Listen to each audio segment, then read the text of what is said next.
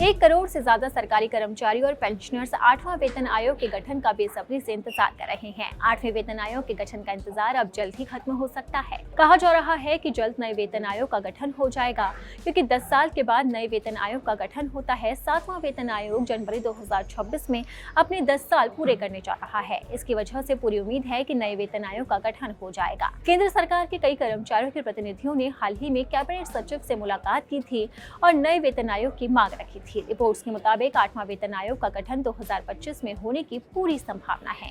भारत में केंद्र सरकार के कर्मचारियों को वेतन आयोग की संरचना के अनुसार उनका वेतन दिया जाता है। आरंभ करने के लिए 7वें केंद्रीय वेतन आयोग की स्थापना 28 फरवरी 2014 को भारत सरकार द्वारा की गई।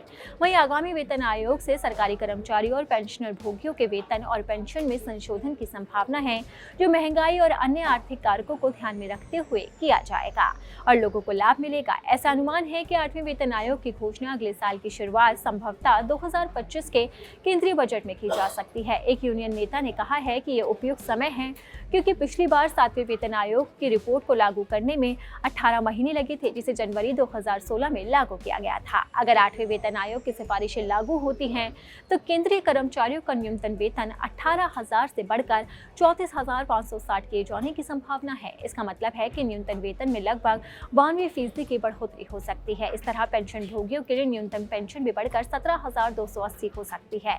इस संशोधन के बाद सरकारी कर्मचारियों और पेंशन भोगियों को महंगाई और अन्य आर्थिक कारकों के आधार पर बड़ी राहत मिल सकती है। अगर आप 7वें वेतन आयोग का कैलकुलेशन देखेंगे तो न्यूनतम बेसिक सैलरी सिर्फ 7,000 रुपए थी। 7वें वेतन आयोग में फिटमेंट फैक्टर 2.57 कर दिया गया, जिसके बाद न्यूनतम बेसिक सैलरी बढ़कर 18,000 हो गई। इसका मतलब है कि इससे पहले की 7,000 रुपए की बेसिक सैलरी को 2.57 गुना करके 18,000 कर दिया गया। अब उम्मीद लगाई जा रही है कि 8वें वेतन आयोग के मुताबिक भी सरकारी कर्मचारियों और पेंशनर्स को लाभ मिलेगा, यानी कि नए साल में उन्हें सौगात मिलेगी और उनकी बल्ले बल्ले होगी। वर्तमान में केंद्रीय कर्मचारियों की डीए बढ़ोतरी 7वें वेतन आयोग के फॉर्मूले के मुताबिक होती है।